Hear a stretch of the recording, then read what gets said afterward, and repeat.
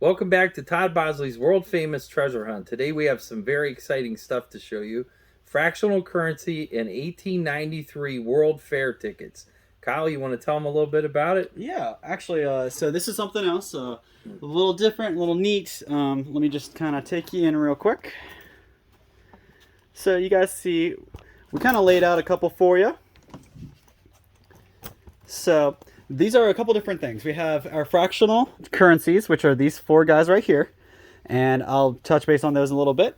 And we also got our Expo tickets here. So in case you aren't sure about what an Expo ticket is, back in 1893, they started this, they called it the World's Columbian Exposition, but it's really just, they shortened it to the World's Fair, or Chicago's World's Fair, however you want to name it. But they actually had tickets like this that they gave out, and so this expo wasn't just a weekend-long show or fair or anything.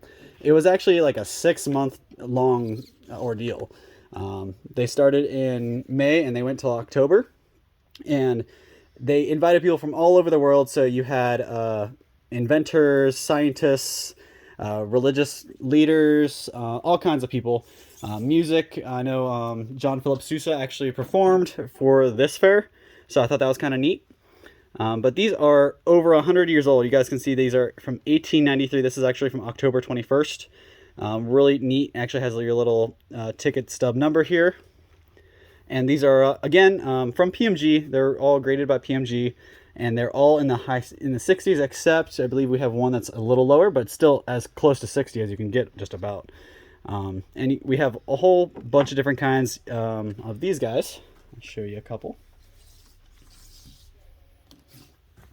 What's interesting on these tickets too is that you'll notice that on some of them, this is a good example here. Sorry, I didn't mean to interrupt you.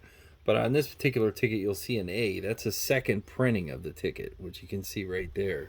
So you'll see some in here that we were able to get that do not have that. So you'll see this one, I don't believe has a number on that one. No. No. So that one's before the A. There's your A again. Right, so that's ticket 1 and 2. I think they sold so many tickets that they had to print more. Oh, they had millions of people during the 6 months they were, I want to say it was 27 million people attended. Wow. So you imagine they had 27 millions of these tickets, and they're over 100 years old. So chances are somebody's not going to hold on to that ticket for over 100 years. And the few that have survived are usually end up getting graded, and they're really good for introductory collectors because they're small. They don't take a whole lot of space. They're not, thousands and thousands and thousands of dollars, but they're still worth money. One thing I wanted to kind of segue to is, just like the tickets, there's fractional currency. So these four guys right here are all of our fractional currencies, and there's a couple different kinds. So back in the Civil War, they actually had to create a couple different types of money because they were having a lot of issues with the warring governments.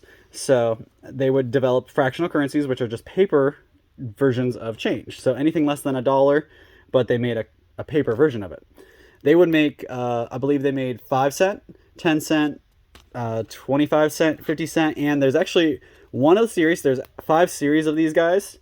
You can see this is the 5th issue. This is the 5th, this is the 3rd, and this is the 1st. So out of the 5, we have three different set of different issues. And neat thing, the one issue, I believe it was 4th issue. Yeah, so that one actually had a 3 cent bill, which was really neat. You don't see a 3 cent coin, you don't see a 3 cent bill or anything anymore, and I just thought that was kind of unique. But they only made it in 1 out of the 5 issues. So we've got 1, 3, and 5 here, but we've got 2 5s, and there's really in-depth collectors will go out and they'll get every variation from every issue. So yeah, some of them may have so there's 5 cent, 10 cent, 25 cent, 50 cent, and like I said, one issue had the 3 cents. Issue 4 and 5, they actually dropped everything below 10. So the last 2 issues, they got rid of the 5 cent, and they obviously discontinued the 3 cent by then too. Imagine that you finally made it in life, and this is the picture you take to be on the currency. Get I yourself don't put on know. money. Is he frowning? I'm not really sure what he's doing there, but he doesn't look too happy. And I'll show you the back of these. These are very interesting too, how they did the back of the notes.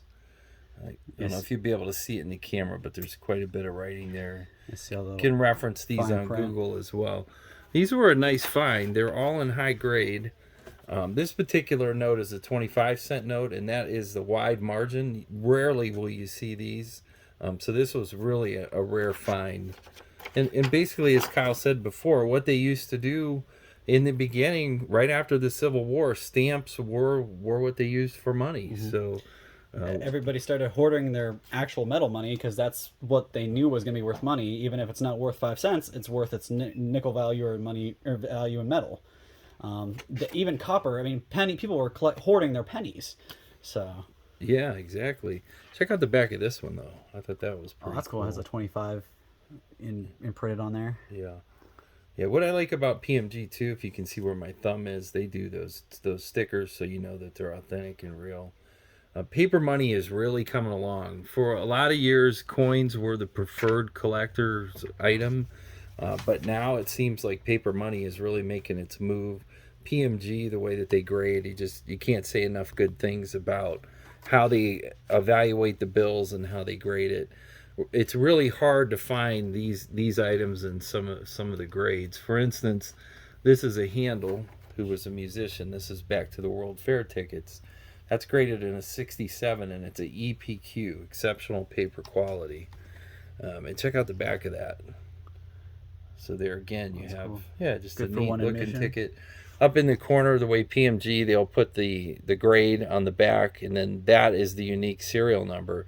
Then you can go to PMG itself, and you can type in PMG verification, and you can look this note up, and they'll tell you exactly how many there are in the world that have been graded to that amount. And I know several of these, there's very few of some of them.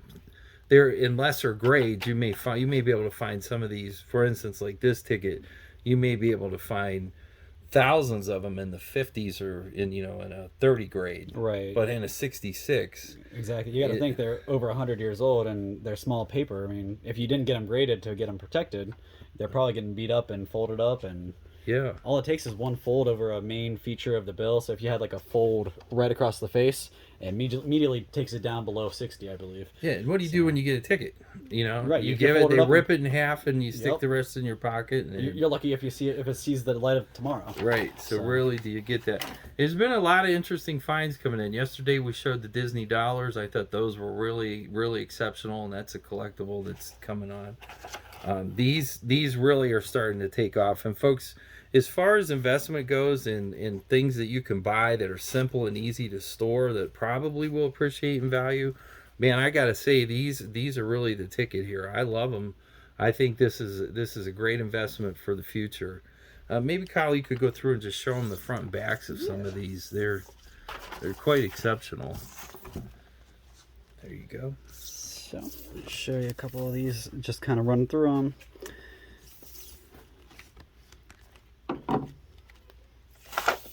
So this is I like how they change the color. You get some blues, you get some reds, you get some greens for these expo tickets, which kind of makes them a little more interesting to look at.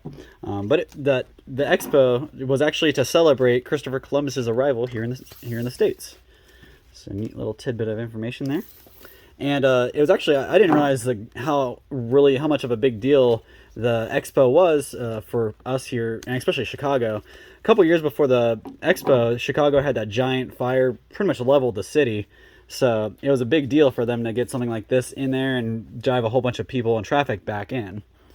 They would actually, they built like 200 temporary buildings, and out of those 200 buildings, only 2 of them still stand. So you can still go to Chicago and visit one of those buildings that were built way back then. So something neat he was kind of talking about. So you see where this border is? That's supposed to be the border for this bill. The wide margin here makes this a lot more valuable and a lot more rare. So that's kind of neat. Another thing to kind of think about, these came out way back in like the 60s, and they didn't run very long. They only ran until 1970s. This is the book picture of what one would typically look like compared to that. Yeah, so when you hold them side by side, you see this is just the inside of that. It's kind of neat. They don't even have the wide margin one in the book. It was kind of neat to see. Mm-hmm.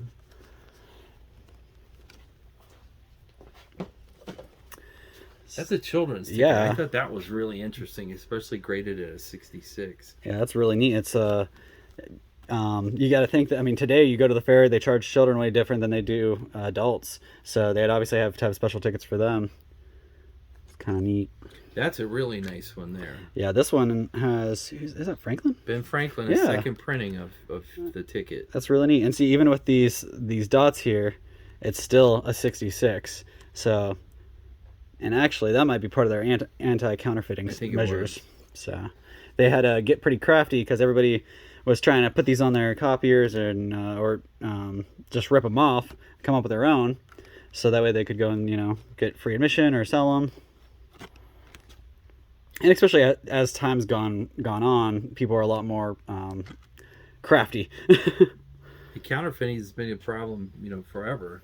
That's what's nice about the way PMG handles it, though, is they evaluate it and you know what you're getting is a real authentic item. This one almost looks like a $5 bill. Yeah. It's all green with Abe in it. That one's nice. This one too. There he is. Here's our grumpy guy.